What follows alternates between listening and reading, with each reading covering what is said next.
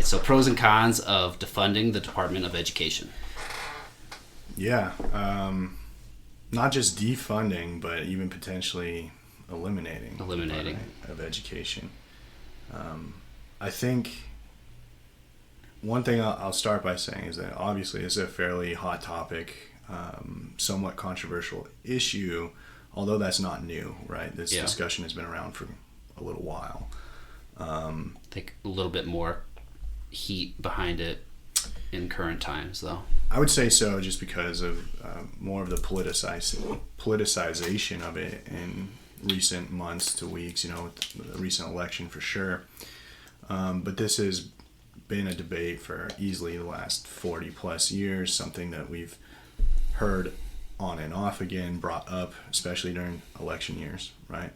But I think what makes it interesting is that, one, I think by and large, I like to think of education as a nonpartisan issue overall. Right.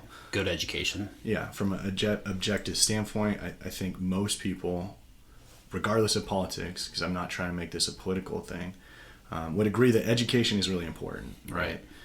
Historically, that is actually true within this country. I think a lot of people don't maybe know the history of education in this country, but it might help.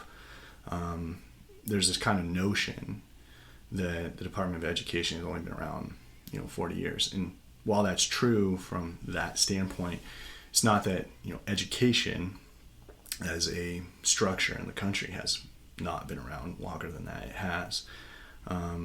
In policy pertaining to education has always played an important role. So I don't know. To start this discussion about the current, I think it does help to give a little bit of look at the past. Right. And I just want to do that real briefly. But so the Department of Education technically began as early as the mid to late 1800s, 1867 actually. There was a small Department of Education created by Congress. It was not very many people. I want to say less than a dozen. Basically, they understood that education was important. Its mission was essentially to improve education overall because, that's a time where education wasn't as prevalent. It wasn't the 80s? The 1800s. Or the 1800s. Yeah, it wasn't even a standard thing that everyone had access to, right? But it was relatively unregulated from a federal standpoint going into the 1900s. It wasn't really till the 30s where you had larger federal decisions coming out of the Great Depression, World War II. It became obvious that education was important to developing an advanced workforce to stay competitive in the global markets, both having military and financial implications, right? Advancing technology. There was a heavy focus on development of STEM fields, for engineering purposes. This had a lot to do with geopolitical situations pertaining to, staying close to Russia that was building a space program, and other countries too. So there was an investment in that. The GI Bill came around after World War II. That was an important step, for advocating for greater access to education. Brown versus the Board of Education was also a huge, advancement. Again, this isn't the Department of Education, but it's a federal decision, and that basically started the process of educational equality, a very important thing that I would say, again, no one would say that was a bad thing, right? The National Defense Education Act, 1958, 1957, was spurred to increase, again, investments into education of science and technology, math, STEM education. Obviously, civil rights movement came a little bit after that. So really, it wasn't until the 1970s that we have discussion of this Department of Education as we now see it. But again, policy from a federal outlook has been going on for quite some time. Right. There's always been an education aspect. There might not have been the name Department of Education, but it's always something that's been around. Right, exactly. And so modern Department of Education, if that's what you want to call it, basically didn't come into play until 1979. This was put in place by then President Jimmy Carter, and it had quite a bit of heavy opposition even then, right? And the most critics, again, not to make this a partisan issue, but most critics are typically on the Republican or conservative side of things, basically arguing that education should remain particularly under state and local control, right? This isn't necessarily even a kind of mantra that is explicit to education, but many other things, as we know. Just Republican in general. Yeah, and I think we'll go into the details of why that could be beneficial, why it might not be a little bit later, but that was a main argument in 1979. It was an argument later in the 80s during the Reagan administration. It's still an argument today for reasons that we'll discuss. And so really, 1979 for all intents and purposes, really the 80s when we get this going. So we're looking at a time frame of about 45 years of the modern Department of Education. I guess if we look at it even more recent, mostly like our lifetime, 90s to the 2000s, a couple big things that are kind of, I would say, highlightable are the No Child Left Behind Act. That was a Bush era kind of act put in place, basically trying to improve accountability, linking federal funding to student performance, which I think is it's kind of like a no-brainer. Yeah, it seems like a good or an interesting approach, right? And that was something I remember, at least from like my personal experience. I remember that being implemented. I remember taking like the Washington State, we called it the WASL tests, as well as like federal testing, and kind of impacted you whether you knew it or aware of it as a young student at that time. Other ones, more recent, even still, actually post probably our primary education, we're talking in the 10s, has more been focused on like affordability. So focus affordability of education, particularly higher education, collegiate education. So focus on collegiate affordability has been a big part of the kind of 2010s to the present, due to increasing costs of college. There's been a increased conversation of public service loan forgiveness, for example, right? Yeah, and programs like that. So, Department of Education, I guess now, we should probably define like what are the primary roles that actually fall under the Department of Education. Right. Like what does it do? Yeah. Today. In the modern sense. Yeah. Right.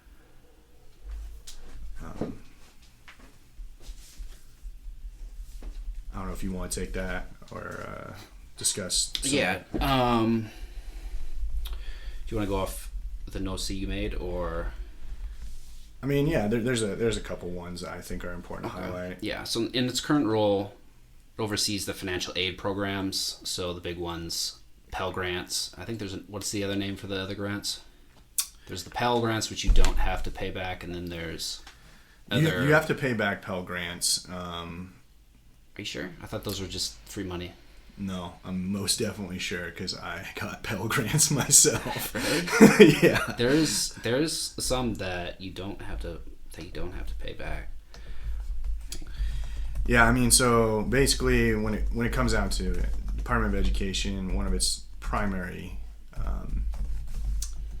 functions is to discern funding and grants, both to K-12 educational sources, public schools essentially, as well as collegiate FAFSA and stuff. You're thinking of something else. The Pell Grant, like grants you don't pay back, loans you do.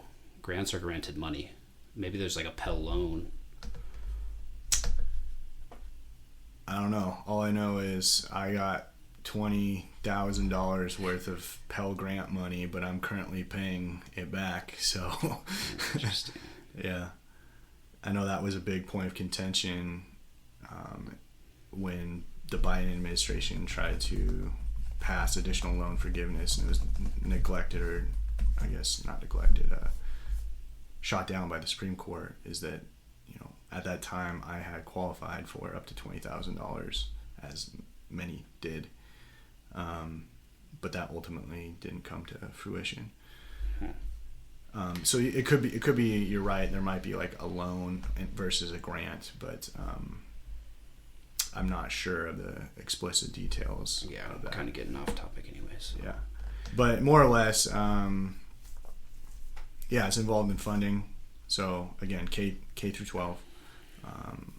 It's involved in kind of the allocation of grants and loans to people applying for federal aid to go to college. That's a big one. So FAFSA.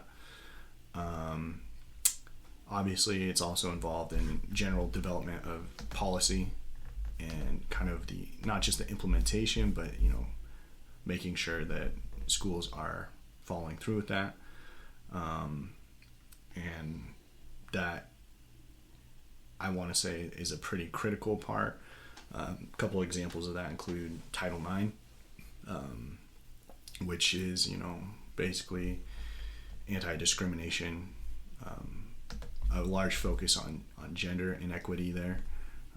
That's why that's why it was implemented, but it has taken on other forms of discrimination as well in its history, right? There's also another example is the Individuals with Disabilities Education Act, so it's called IDEA for short. That basically helps fund and provide resources that allow for the education of students with disabilities, both physical, mental, so on and so forth, which is a pretty important one. The Office of Special Education and Rehabilitative Services. It's number 3 on expenditures. Yeah, and that's, I think, a pretty big part of our educational climate, especially in more recent decades. Yeah, is a focus there. Title I, which is a pretty big one, which is the assistance to low-income schools. The idea that federal funding is given to schools that are kind of what we would call impoverished areas or low-income schooling areas. The idea there is to try to essentially help communities and schools that are low income, at a disadvantage there, try to bring them up to the level of their more affluent peers, perhaps. That's, at least in principle, a good idea that they try to follow through on. It's the thing you have to measure. You should measure all these things to see. Just because you think it's a good idea doesn't necessarily. Right. Would they be better off? We've already kind of discussed too, like the data collection and research, which is basically what you're talking about, like trying to analyze and actually find objective statistics of whether certain funding is improving educational outcomes or certain policies are affecting educational outcomes. Without that, it's pretty hard or murky to determine if things are progressing or not, right? So that's kind of an important thing. Let's see, the federal aid aspect, right? So this includes, like we were just talking about, loans, grants, work study, financial aid programs, overseas loan repayment and forgiveness programs. I mean, that's pretty important. I don't fully understand a lot of that. I think that's a hot topic right now for a variety of reasons. But so I mean, there's a lot that the department does do. There's a lot the department, I think, doesn't do that people tend to associate with maybe the Department of Education. one thing I hear quite a bit about is like, oh, the Department of Education is, you know, responsible for, like, again, this kind of goes back to politicization, but, you know, the son of, you know, a generation of, say, boomer parents hears this quite frequently, like, you know, Department of Education is responsible for indoctrination of our children and things like that, which is an interesting point and a problem unto itself in certain ways. I'm not necessarily going to fight that argument that those kinds of things do happen, and when it does happen, it's maybe not to good effect. But the reality is that Department of Education has very little oversight over individual curriculum, which is kind of a fallacy of sorts that I think people fall into. Yeah, I think that they get into that because there's so much money that they award, and they can kind of pick and choose where the money goes. Right. And it would be interesting to see where the money went before, like, the No Child Left Behind Act went. It's like, how is money getting distributed to certain schools? Is it strictly fair? Probably not. Yeah, I mean, in theory, right, that idea that money is going to help schools that are of lower income. Right, because that's like the biggest lever of control is the money. Yeah, that's a very interesting point. Basically, follow the money. Doesn't make sense that money is being put in certain areas. That's, I think, where a lot of the critique comes from, is there's this huge amount of money being devoted to kind of ambiguous things that, while you're a taxpayer, paying both, you know, state and federal tax, where does that federal tax money go in terms of education, and is it going to things that are ultimately productive? I think that's one of the biggest critiques. Right. So I don't know. Those are kind of the big things that it does. Probably missing a few, and probably did a poor job of fully describing that. But, you know, we're not necessarily claiming to be experts or know the ins and outs of everything. We just want to have a discussion. Yeah, and, you know, personally, even as a college educator and someone who's very passionate, I think we're both very passionate about education and been involved in education on both sides as students and as educators, I still found, you know, looking up this information pretty enlightening, which I don't know what that says about me, but probably more about society, is that I really just don't think there's a lot of naivety about what these departments actually do. To just say, oh, let's abolish it versus it's a wonderful thing. Those are two, like, very extreme sides of this argument, right? I think to just say, oh yeah, let's abolish it without knowing what that would entail would be reckless. I'm not saying that that's exactly what's happening in terms of that, you know, notion, but I think a lot of people who are just kind of not invested, who are just like, yeah, get rid of the Department of Education, it's bad, like, to just jump on that bandwagon without knowing the implications would be reckless and, you know, not very right. But I mean, if you can go through if you want to follow the money, and if you're not looking to go to college, or you don't think that college is right for you or your kids, seeing that, well, I guess go through the school budget, I mean, the Department of Education's budget for 2024, and this is coming from USA Facts, which I think Steve Ballmer, the ex-CEO of Microsoft, set up. It's actually pretty good. One thing to consider is, like, what facts are in here, and you kind of get to choose the facts, but that's the really only set of bias that I can see. I mean, that's true for any argument, though, right? Right. It's not, it's like, these are the numbers, this is where it goes, this is going to be the most straightforward way that you can access it. And so in 2024, it was roughly $268 billion that the Department of Education had. Out of that 268, 161 approximately went to federal student aid, and that's for a year. And so if you're not thinking that colleges, like, wasn't beneficial, federal student aid, what is that exactly? Is that college level, or is that considered student loans? Yeah. Is it student loans, or does that include primary education, K through 12. No, because there's a second one. Elementary and secondary education was $83 billion. So, what was the number for the? Number 4 was Office of Post-Secondary Education at 3.5. I don't understand what that does, but. But so you're saying they're spending what, like 161 billion, twice as much on giving out Pell Grants and stuff. Collegiate funding or funding of collegiate education versus primary education. Is that what you're saying? Right. Correct.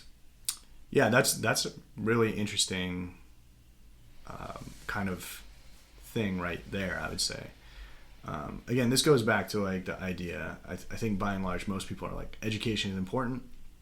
I think really, even as a collegiate educator, what I'd like to see, because I've seen the college realm, you know, what students are actually capable of in college at this current time. What I'd like to see is, you know, advancing the K through 12 education system. You know, let's do better there. So it is interesting that we're spending twice as much funding collegiate education, or at least, you know, providing aid to that, than we are for primary education. Right. Which. Well, I think that, to me, with the federal student aid,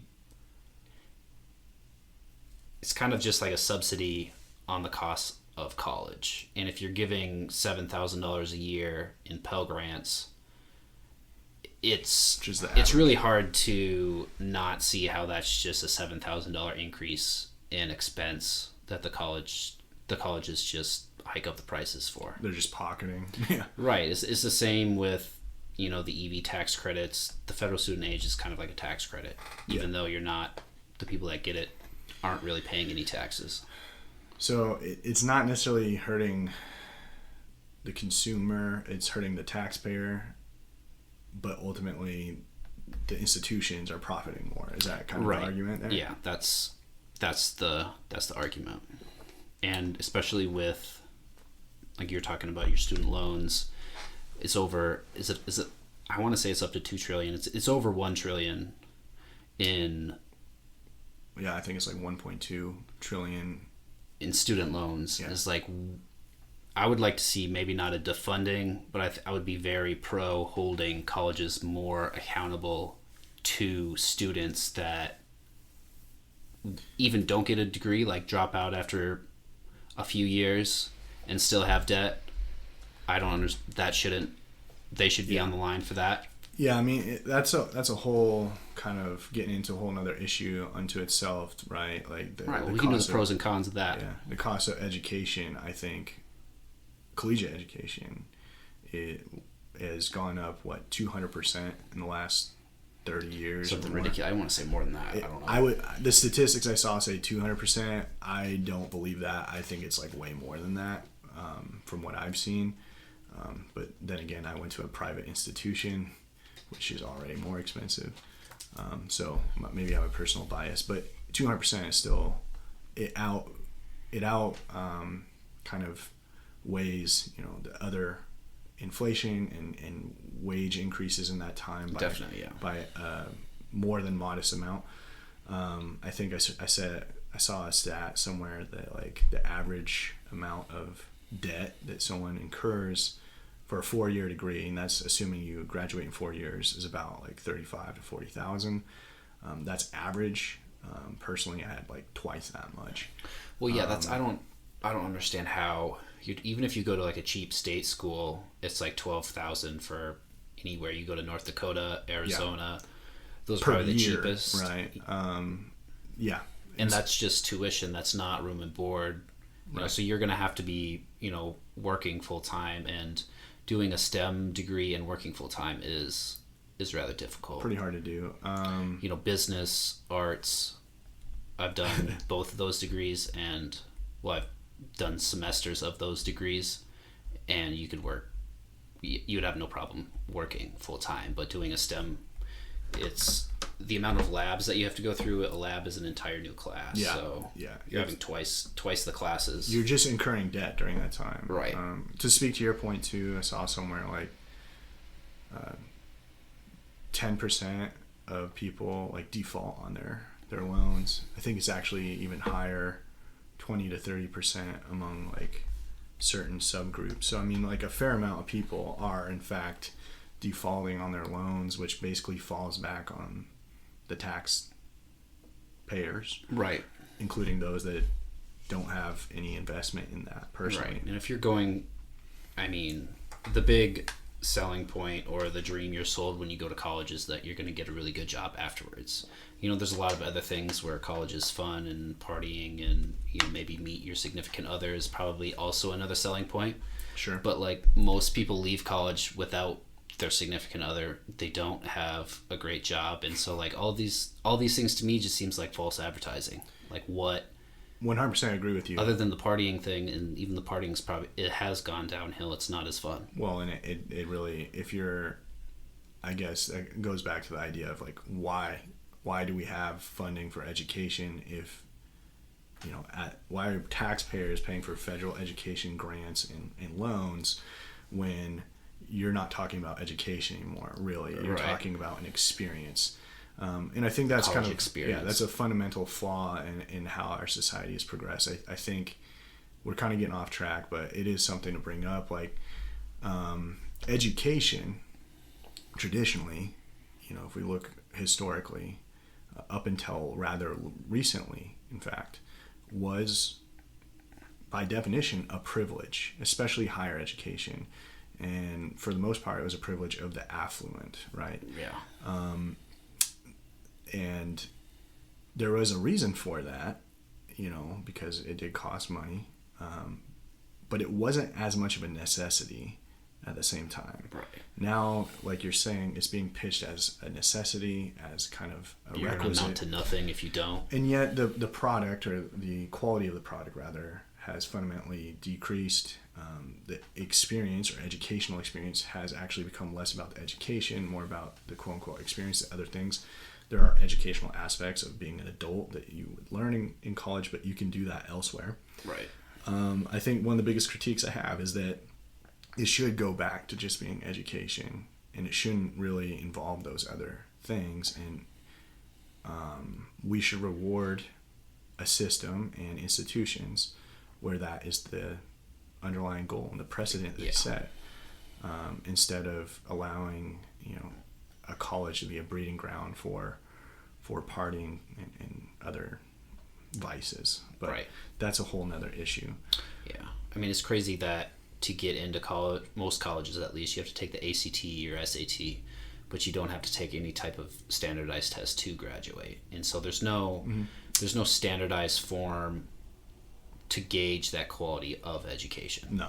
And I would be a heavy advocate for that as well. Right. Like you're saying, go back to the education, and the colleges that do have better educational outcomes and should get more money and more. That's not a foreign concept. In fact, actually, that's something that I think many institutions did have at one point. Even in our own personal experience, I know this for a fact. The graduate program that we went to for our PhDs, we were in the same one, they had not just entrance exams, but exams upon completion. And if you didn't pass those at entrance, you weren't allowed in. And if you didn't pass them upon completion, you didn't get your PhD. And those have kind of gone away. Or at least not for all colleges. Not for all colleges, but at least for our graduate program, I know that they did away with that, and now they're thinking about bringing it back. At least based on conversations I have heard, because there is no standardization, right, and there isn't really any accountability there. Right, but how do they do that when they're already hurting for students? Like I don't know. I think that's the thing, is when you decrease the expectations, the level of output that's needed, you could admit more students, but when you run out of students, you can't just jack up the qualifications, because there's already no more students to get, and it's It's just Sure, but I guess that goes back to one of the fundamental flaws of the current system is that it really isn't about education. It's about profits and profit margin. And they are essentially dampening the criteria to get people in so that they can make more money. And I don't want this to be taken the wrong way, but they're creating a more inclusive environment, right, that stretches to broader populations. You know, we have online populations now. That's a new thing. I think it's a good thing by and large. That's kind of a positive example. But when it comes to merit in actual qualifications and work ethic and other things, flat out, there are certain people that didn't really earn the opportunity to go into college. And yet we are now in a world where we're trying to get everyone to go to college. But is it because it would benefit everyone or that everyone deserves it? No, I think it's because the people who are running those organizations see it as dollar signs. Right. And that's kind of a controversial statement. I don't think it should be. But yeah, it's clearly dollar signs. And I think that they mask it behind the good intentions, but really... Yeah. I mean, the truth is, I see people come into my classroom, and I would never turn a student away who really wants to be there. I would never try to discourage a student who has dreams and passions and things like that. But it's okay to have dreams and passions. If you don't put in the effort, right, then you don't pass the class. If you don't pass the class, you don't get the degree. If you don't get the degree, you're really just wasting your time, your money, and taxpayer money. Right. You should be looking for something that actually interests you, because it's probably not this class. Yeah. There's something that interests everybody. It might not be what we did, chemistry. Yeah. But it could be something else. Find something else. And it doesn't even have to be college. It could be right. tech. It could be some other trade, some other profession. It could be woodworking. But like, I think masonry. right now the one of the issues is that we're like, okay, everyone should go to college, right? 70% of high school graduates go to college, 60 to 70%, which is higher than it's ever been. Yeah.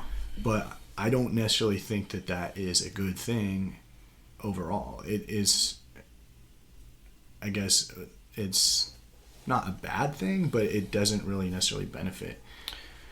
Right, especially that extra 10% if they are not actually trying. Yeah, and also if they're graduating with $40,000 in debt versus if they had gotten a job, maybe they would have been able to save $30,000 or $40,000. $40,000 in debt with a degree that may not actually get them out of debt. Right. You know, I'm not trying to quote unquote shit on certain degrees, but there are certain degrees where I'm like, that's a hobby. You know, right. That's not a profession.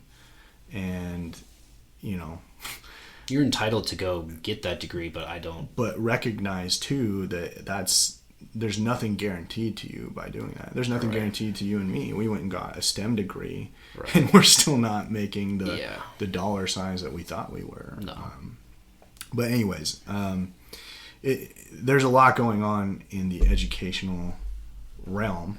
Very passionate about it, obviously, but I think there are challenges associated with it. Not all of this is, again, related directly to the Department of Education per se, but it comes down to, like, why are we, I guess, funding at such a level? And then if the goal is to give more people opportunity, it shouldn't just be about opportunity. It should be about success and quality and outcome, right?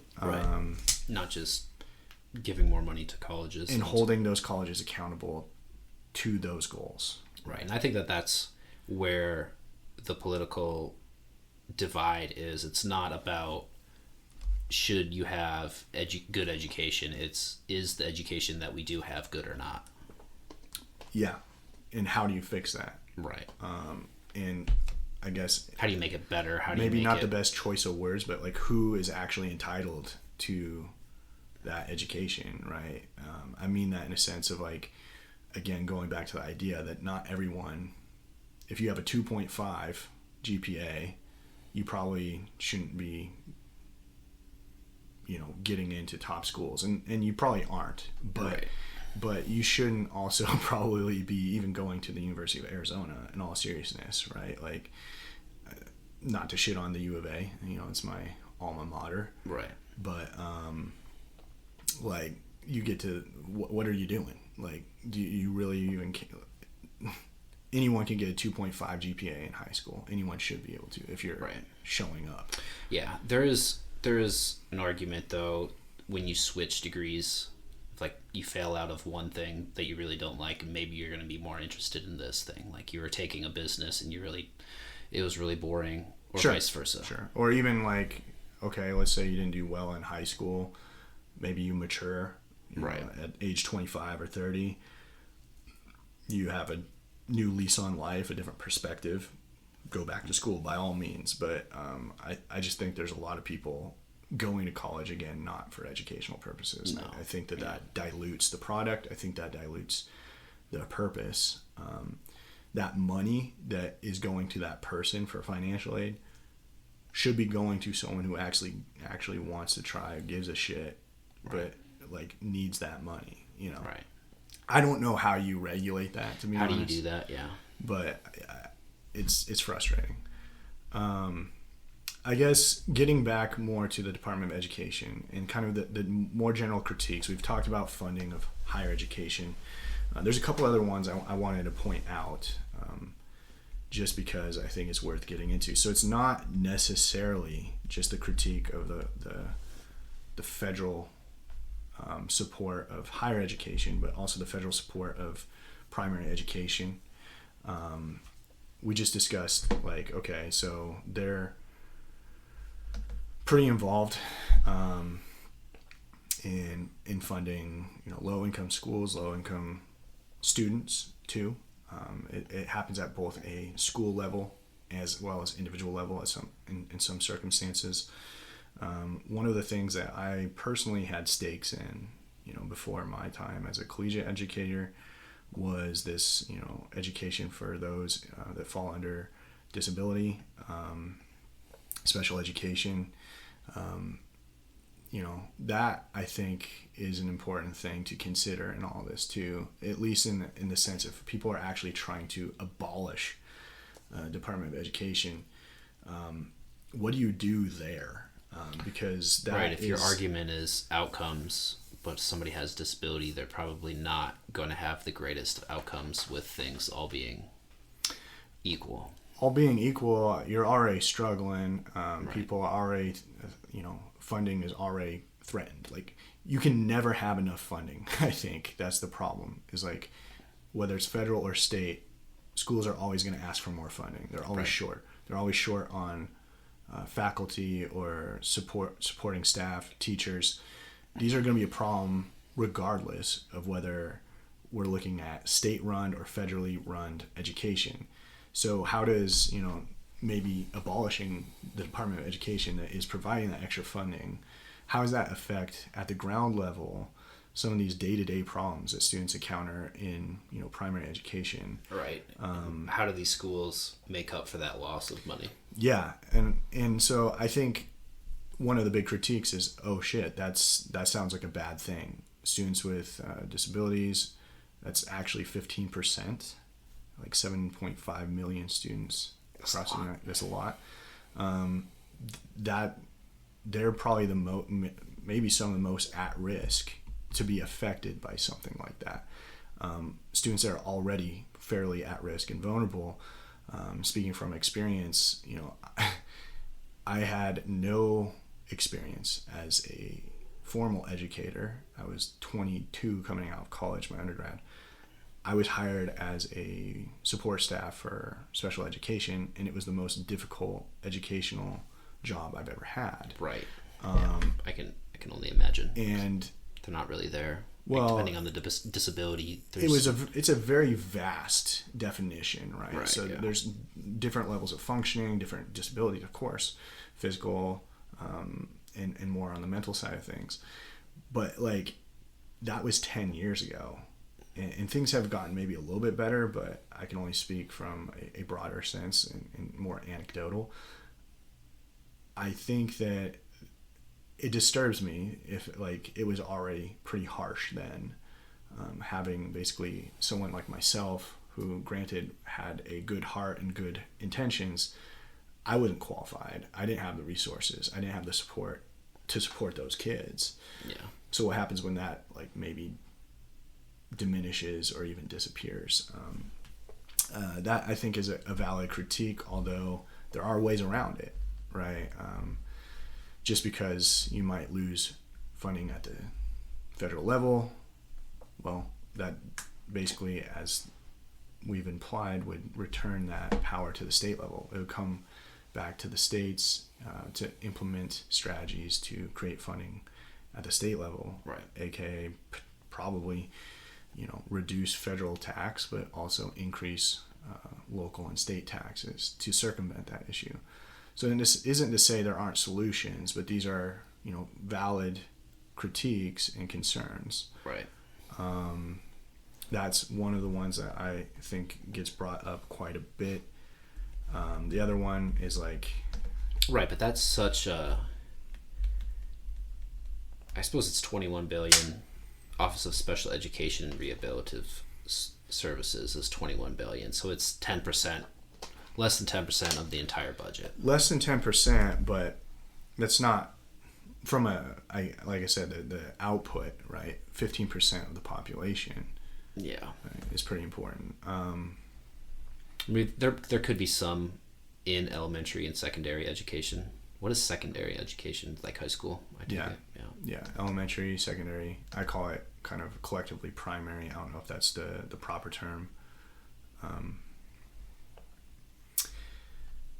The other big critique people are really concerned about, which I think we can talk about, but we'll also go through, like, is it really that concern? Is something you and I addressed before coming on, is like this idea that, okay, if you get rid of the Department of Education, which oversees kind of federal implementation of different protective acts, such as Title 1 and 9. Title 1 and 9 and civil rights protections, people are worried that, those laws are designed to prevent discrimination based on race, gender.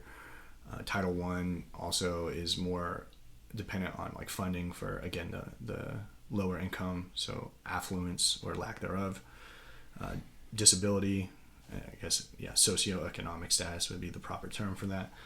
I mean, those are, I think, valid concerns. No one, I would say pretty objectively, like across the board, no one wants to see those things go away, right? Yeah. But I don't think by just eliminating Department of Education that states are just going to be like, yeah, let's do rid of all of that, right? I think that's a pretty unrealistic expectation. But then again, like, it's not that on the books that a law wouldn't protect those things, but how do you enforce it? Like, where then in lies the enforcement and the kind of incentive and kind of regulation of that, the oversight of that? I think that's kind of where the big concern lies. Who's actually overseeing that and its implementation? Because in a perfect world, we wouldn't have discrimination, but this is an imperfect world, and eventually at some level that's going to happen, right? Well, I mean, it still happens even though Title 1 and 9 are around. Sure, that's fair. But would it happen more? Would it happen more? I guess that remains to be foreseen. We wouldn't know. Right. There's let's see. What's a couple of the other ones on here?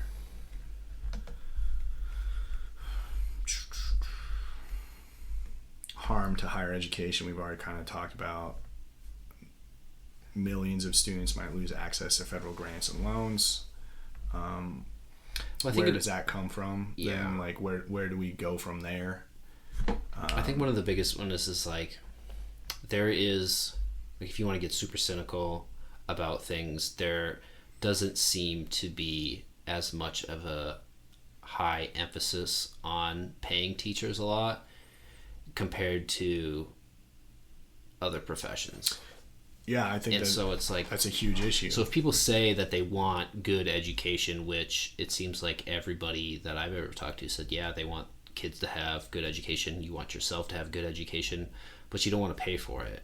And so one pro of cutting the funding is to see, would people actually pay for it, or do they see teachers as a glorified nanny to look after their kids?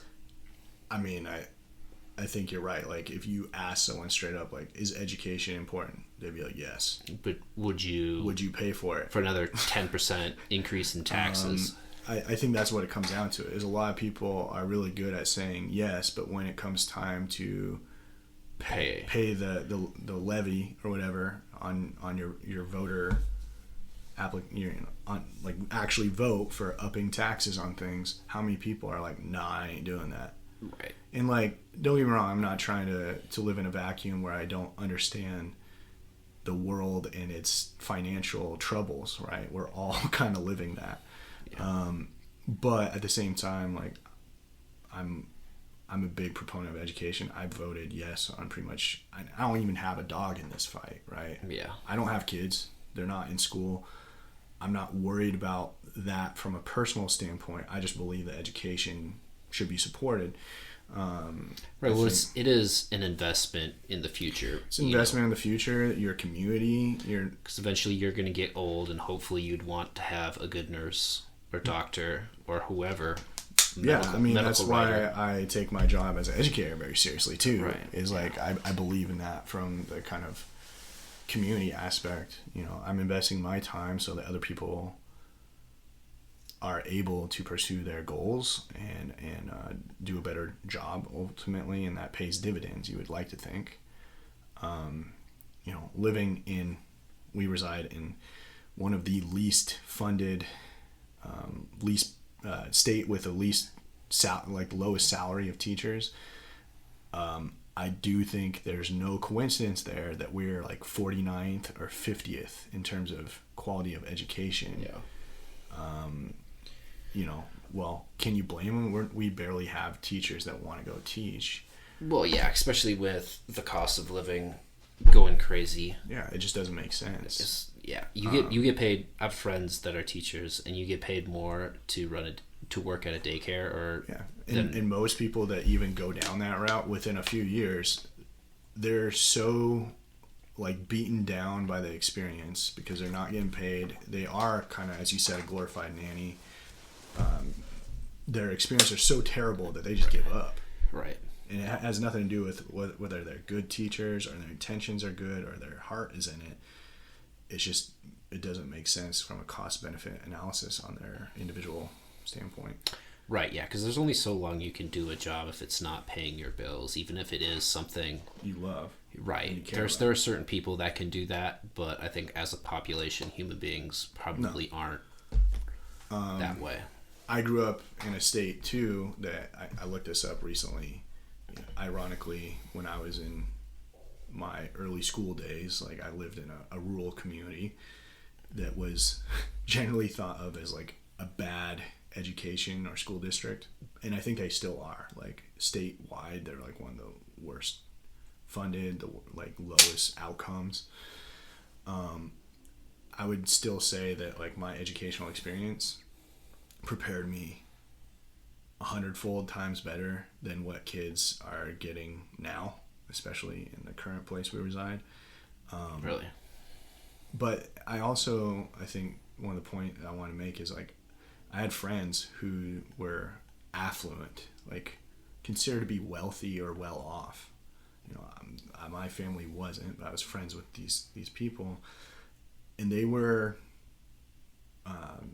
children of teachers, most of which were like both of their parents were teachers. Like to be a teacher where I grew up was actually a more than modest income.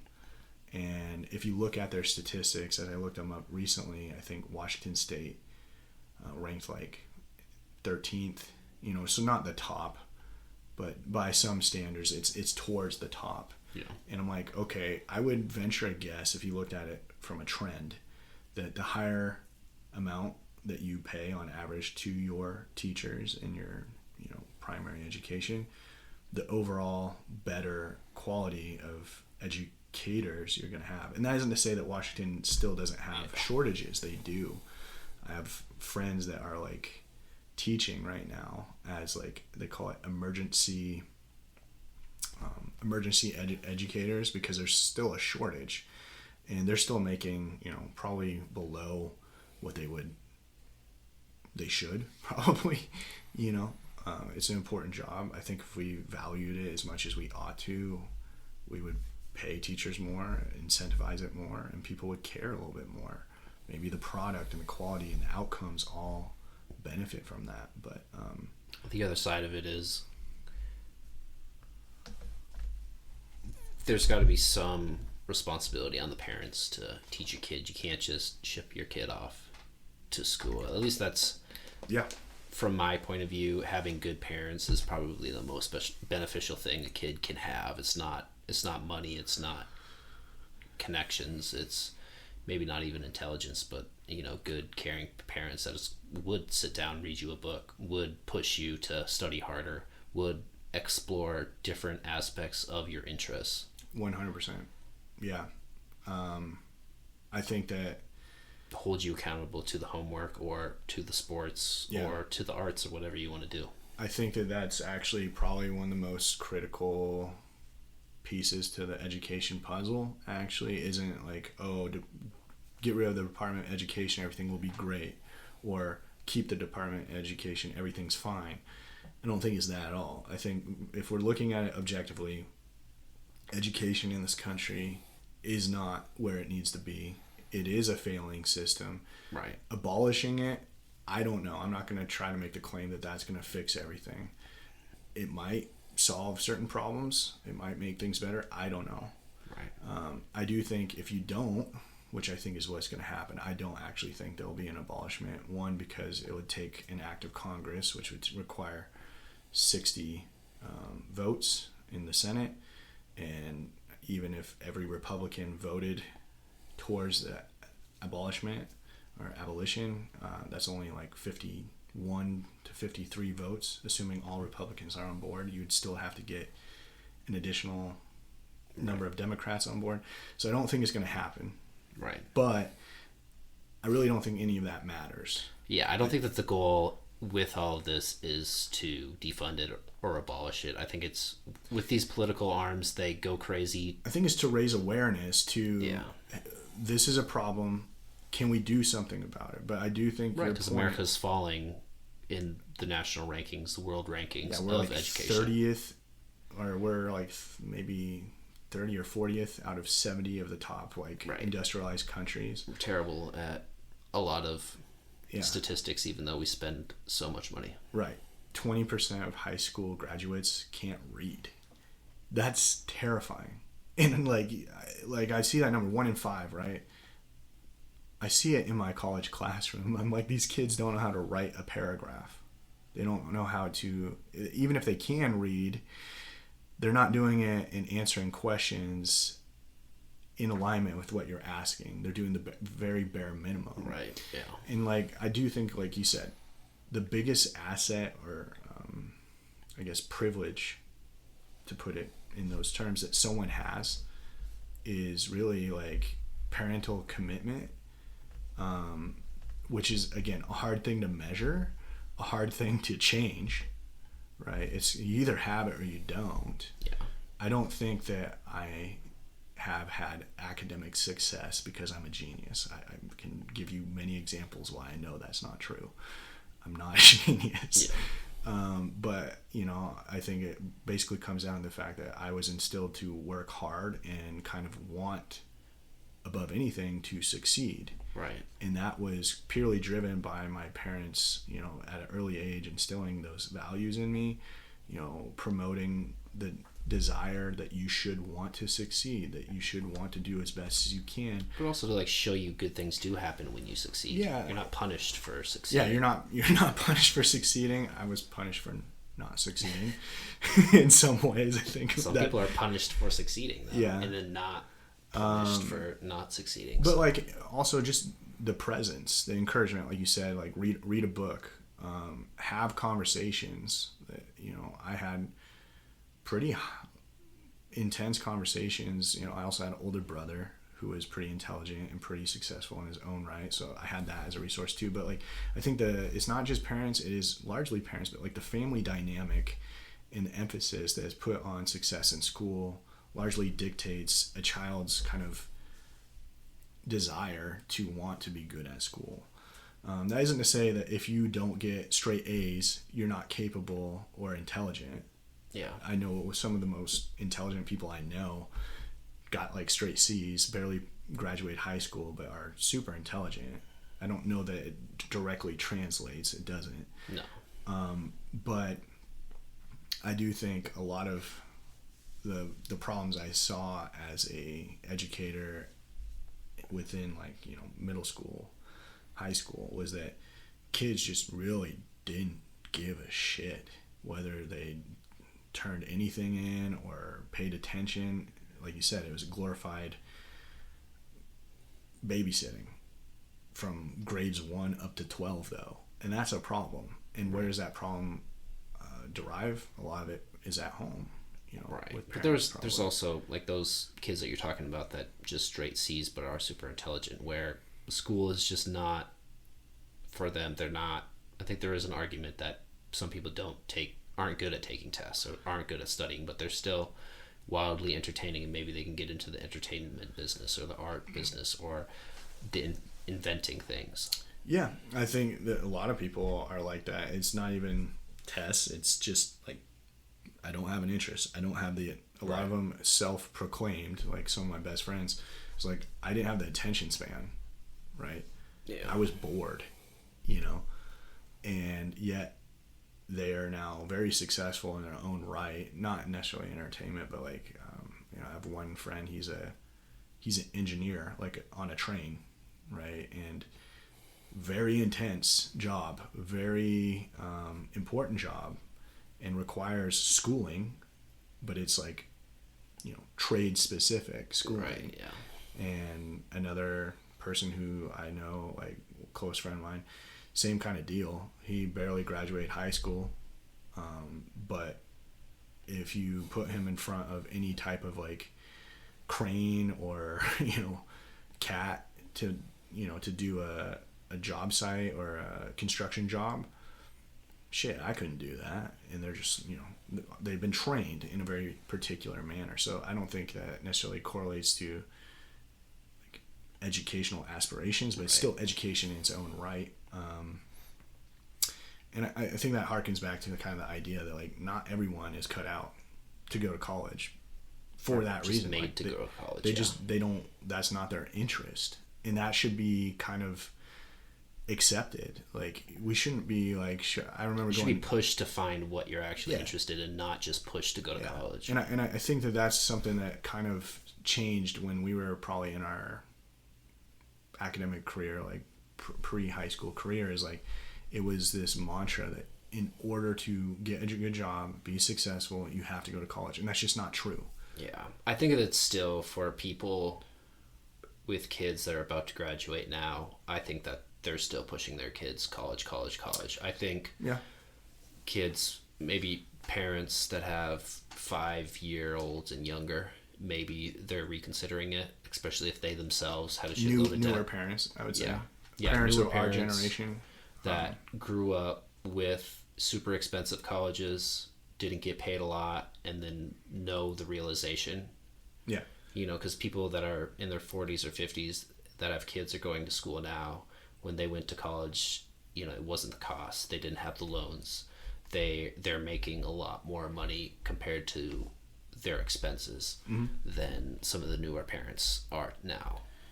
Yeah. And I mean, like, I come from a background where, like, I'd say probably about 50% of the people that I grew up with and maintained close relationships went to college, and graduated. And I think that's probably not atypical for our generation. I would say, though, of the 50% that didn't go to college that I'm like still close with, they all make as much or more than I do, and I have a PhD. Like, on paper, people always do this. They would come up to me like, "Oh, you're a PhD, you're a doctor. You must make so much money, and You must be so smart. That's and I'm like, well, we don't really reward, yeah. academic success in this country with financial incentives. That's Right. the bottom line. And I think, like you were just saying, that realization is starting to become apparent. Yeah. That isn't to say I think education is a waste. It isn't to say that I don't think education is important, right? That's contrary to everything I was talking about. But I think it is something that we need to become more aware of, both as kind of the consumer of education and also as a promoter of education. People just should be aware of what education is, what it isn't, what the outcome is, and what it isn't. Like, if you're going to get your PhD in biochemistry, say, or chemistry, you should be doing it because you really like chemistry, not because you think it's going to get you a six-figure salary or $200,000 a year, because that's just not the reality. Right. If you want to do that, though, you could go operate a crane or, be a project manager at a construction company and do that, or start your own business and do that. Probably much better or easier than you would going into a STEM field, with exceptions, of course. But I don't know. I think that, again, this isn't necessarily the Department of Education's fault. Not really to do with that, but I think it's just kind of a cultural misrepresentation that we've kind of fallen into. And I don't know how you fix that. I think it's not to say, like, as a high school student, I'm sure you went through this, like, people are like, oh, college is what you should try to do. Everyone, it was kind of, that was the push, but there was still, that wasn't the only option. We were all aware of it. That seemed like the only option for me. I didn't know of anything else. It seemed like the only option for me, just because I think I was a successful student. It was the logical option. Yeah. And I think that it's not that it's an illogical option. It's an option. But I think it was kind of just built up that that's the only option for you. Like, if you did anything else, that it would be a waste of talent and time. Right. And I think fundamentally we shouldn't be teaching kids that that's true. I think that you should follow your passions, whether that's college or not. Well, yeah. Well, that's the thing, is, like, there's a lot of kids that just don't know what their passions are. And they go and to that college. Is, I guess, why college is maybe a good idea for younger people, is to experience that. But then again, it's an expensive idea. It's a very expensive experiment. I've often considered, like, what if the average freshman in college was like 24 versus 18? Yeah. I think that would I think they would be better in college. probably better off, yeah, because they would be more dedicated to what they're doing. They would probably have a better idea of what they want to do as well. Yeah, but this is also men versus women, because men felt Yeah, that's mature true. later. That's true. And we're both talking as dudes. Very true. I mean, I'm talking through the male perspective too. Like, but in general, I think it's not unfair to say that even boys or girls, men or women, like, I know that you may not always have it all figured out. 18, I think that's pretty rare, right? More common than not.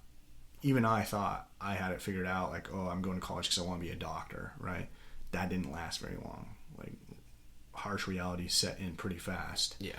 And it's okay to change your mind to an extent. Luckily for me, that didn't mean adding years or even changing my major. But for some people, you're 3 years into something and you change your mind. That's not ideal. Now, would that have happened if you were a little bit older, a little bit more mature? Maybe. No guarantee. But I do find, at least as an educator, students that I get that are older tend to do better in class, tend to, have it figured out a little bit more. Anecdotally, of course. Right, yeah. I don't have hard statistics, but... That's how I was, at least. I mean, I failed out of my first 2 years. Got like a 0.3 or 0.9 my last semester. When did you end up going back? At what age would you say that was? I was 24. Yeah. 23, 24. Yeah, and I think that just comes with, like, you're in a different place, right, mentally, mature-wise. You've had a taste of life at that point, and you realize it's not all sunshine and rainbows. Right, yeah. Well, for me, it was just trying to get a discipline, and then also realizing that, like, if I can't work at this for 8 hours a day, it's not for me, because that's where you're heading. That's right? Yeah, that's what it required to get decent grades in engineering. Was I had to study for 8 hours, and I couldn't do that with engineering, but I could do that with chemistry. Yeah, engineering's tough. I don't know. Yeah, I don't know. It's obviously a much broader discussion than what I think we initially set out on, but I think there's a lot of challenges with it, and I don't have the answers. I have a couple ideas. I don't think they're worth much to most people. I think the system is kind of broken because we keep pushing high school straight to college, and that's mostly because I think it's money derived. Yeah, I think more accountability on outcomes and more visibility, so they're not gamed. So the system isn't gamed. So, like, if it's just outcomes driven, people are going to game the system, but you need to also make sure that they can't. And obviously this is utopian thinking, but to me, regardless of the department, all of the departments could be used with more, could be used, or it would be useful for them to have more stringent, outcomes based, yeah, and not gaming of the systems, and less profiteering, more like actual education. I guess that's kind of the general theme of how I feel about it too. Yeah, sure. Anything else before we wrap this up? I think we covered far more than I anticipated us to cover. I mean, there's a lot that goes into it. And yeah, I guess, again, I'm not a proponent necessarily of one way or the other. I'm a proponent of advancing education at whatever means that takes. Right. And I think... And education isn't just college or... No. Kindergarten or, fifth grade. It's 40-year-old education too. Yeah, it's people who are deliberately putting in the work to better themselves and educate themselves. Whether it's online education, learning to code, graphic design. Yeah. And the truth is, I don't know. I think you and I have discussed this in particular. I do think that this is an opportunity, regardless of this decision or like idea about the Department of Education specifically. I think kind of within the next 10 years, education is going to inherently change. And I think that either there's going to be kind of this bubble bursting of this, collegiate education is too expensive, that the outcomes aren't really that beneficial. People are either going to like stop going to college. Well, the student loan is just going to keep going up. Right. It's not going to be worth it. So either we're going to like... It's going to go up fast. I think it's going to go up faster because they're becoming less... Because colleges are becoming more expensive and less valuable. Yeah, because less people are going to go to them. So I think either that's something that's going to increase and eventually kind of burst, and they're going to have to like self-regulate essentially to some degree to draw people back. Well, there's also just colleges going out of business, even though they're not really businesses. Well, some of them are. Some of them literally are, yeah. And I wouldn't be surprised to see that trend increase either.